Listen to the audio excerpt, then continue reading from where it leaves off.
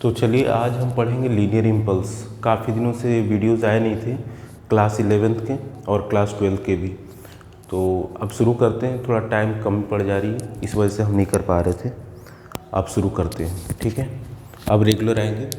तो बेसिकली आज हमारा टॉपिक है linear impulse. Basically linear impulse होता क्या है, देखिए। जब हम लीनियर इम्पल्स की बात करते हैं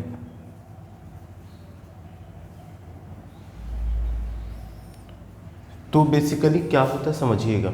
यहाँ पे लीनियर इम्पल्स जब की बात करते हैं तो बेसिकली यहाँ पे हम क्या करते हैं कि फोर्स का बात होता है, फोर्स और टाइम की बात होती है। जब भी लीनियर इम्पल्स की बात होती है तो इसके लिए हम क्या करते हैं, फोर्स, टाइम, मोमेंटम, मास, वेलोसिटी, इन चार चीज़ों की बात होगी। जब भी हम लीनियर इम्पल्स की बात करेंगे, force, time, mass, velocity and momentum, ये 5 वर्ड्स हैं, इनकी बात होगी, ठीक है।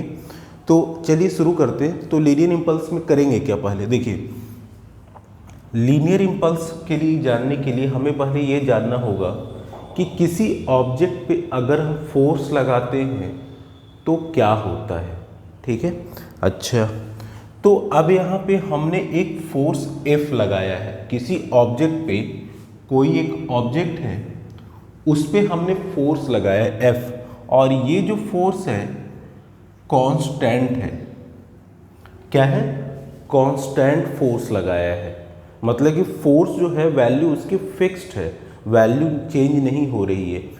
तो यहाँ पे थ्रू आउट द टाइम अगर हम एक किसी ऑब्जेक्ट पे कांस्टेंट फोर्स लगाएंगे तो उसमें क्या होगा, एक्सेलरेशन होगा। और इसमें जो ये एक्सेलरेशन होता है, ये एक्सेलरेशन क्या हो जाएगा, इसमें अगर हम कांस्टेंट फोर्स लगाएंगे तो एक्सेलरेशन क्या हो जाएगा, यहाँ पे एक्सेलरेशन भी हमारा यहाँ पे कांस्टेंट होगा। तो यहाँ पे इस केस में जो अगर आप कांस्टेंट फोर्स लगा रहे हैं तो एक्सेलरेशन भी क्या होगा, कांस्टेंट होगा। आई बात समझ में? अच्छा, तो यहाँ पे जब आप कांस्टेंट फोर्स लगा रहे हैं तो एक्सेलरेशन भी कांस्टेंट होगा, जाहिर सी बात है।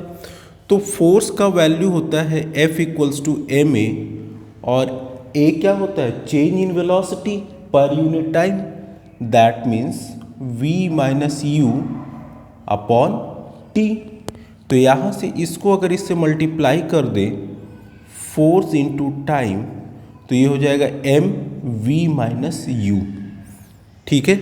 अब यहाँ पे ये जो फोर्स है, force into time equals to M V minus M U. Video में इतना आ रहा है, ठीक है। ये F T M U P नहीं दिख रहा ना, ओके, जस्ट अ मिनट, थोड़ा सा इसको हम नीचे कर दें।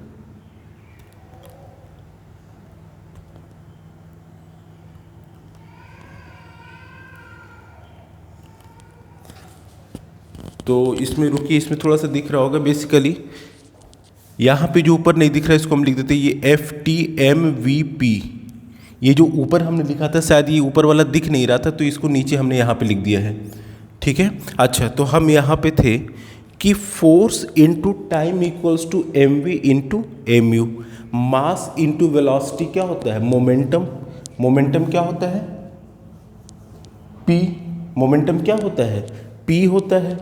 तो यहाँ पे अगर हम बात करें मास इंटू वेलोसिटी, तो देखिए v क्या है, फाइनल वेलोसिटी है, u क्या है, इनिशियल वेलोसिटी है।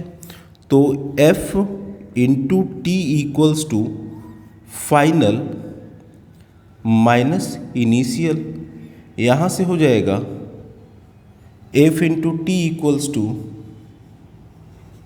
चेंज इन मोमेंटम, ठीक है। तो देखिए ये जो f इंटू टी आया ना, कि अगर किसी कांस्टेंट फोर्स को किसी पर्टिकुलर इंटरवल ऑफ टाइम के लिए अप्लाई करें किसी ऑब्जेक्ट पे, तो उस केस में जो फॉर्मूला आता है दैट इज कॉल्ड इम्पल्स। तो यही है आपका, इसको हम रिप्रेजेंट करते हैं इम्पल्स, लीनियर इम्पल्स को J से। तो J इक्वल्स टू यहाँ से हो जाता है force into time this equals to change in momentum.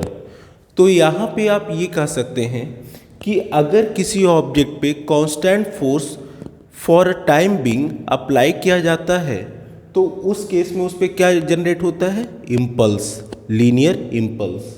इसको हम जे से रिप्रेजेंट करते हैं। ठीक है, तो ये जो हो गया, इसमें ये क्या है आपका कांस्टेंट फोर्स है, याद रखिएगा ये क्या है, कांस्टेंट फोर्स है और एक पर्टिकुलर टाइम इंटरवल के लिए अप्लाई किया जा रहा है। इसकी फोर्स में कोई चेंज नहीं हो रहा है, कांस्टेंट इसलिए बोला जा रहा है कि ये एक हमारा कांस्टेंट फोर्स है। ठीक है, आ रही बात समझ में। तो ये लीनियर इम्पल्स हो गया। एक होता है आपका इंस्टेंटेनियस इम्पल्स। ठीक है, तो देखिए सेकंड केस हमारा होता है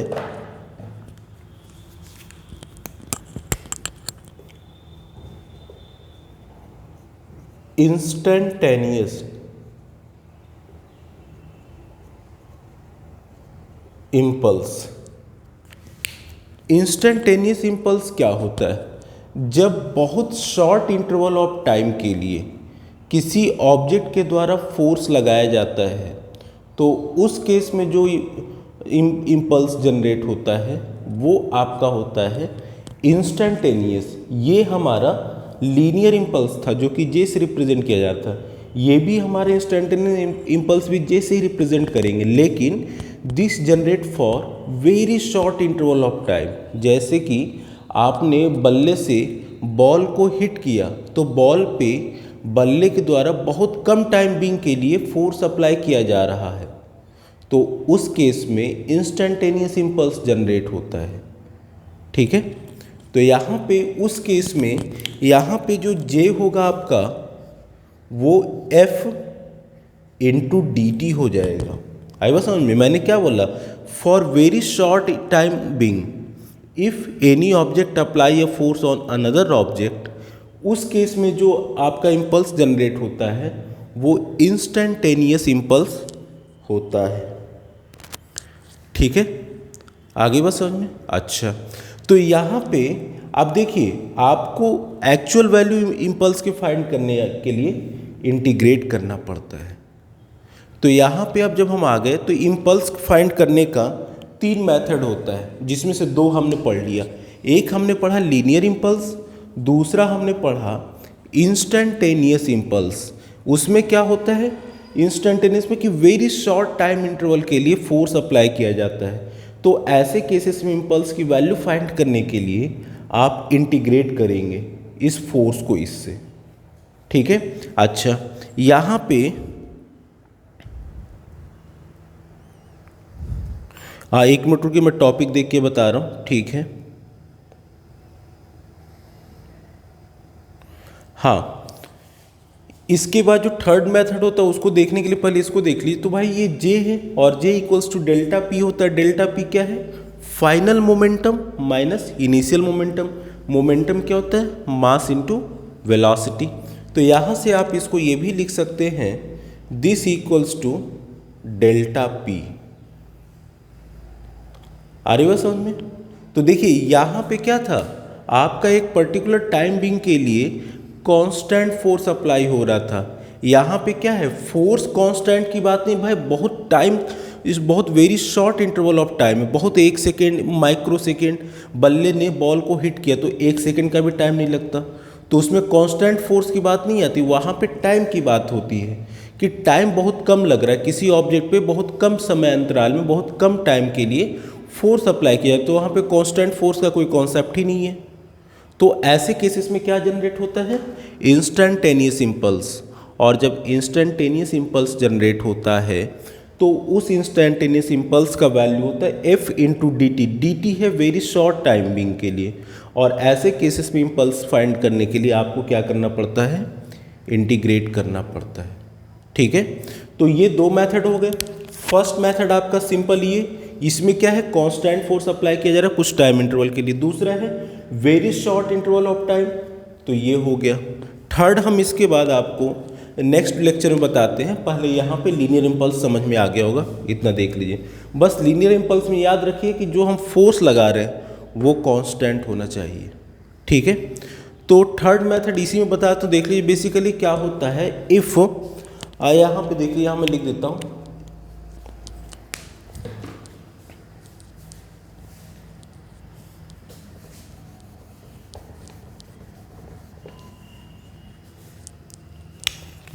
थर्ड मेथड में क्या होता है कि आपका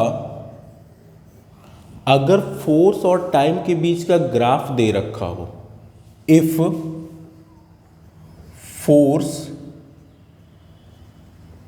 and time graph is given, then find the area, then find the area which will give you J मतलब इम्पल्स।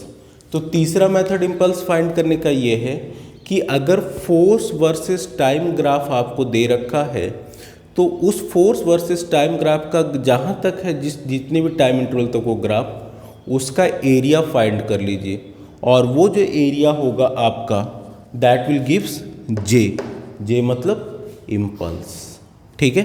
चलिए, thank you. Next question lecture में, वीडियो में न्यूमेरिकल करेंगे।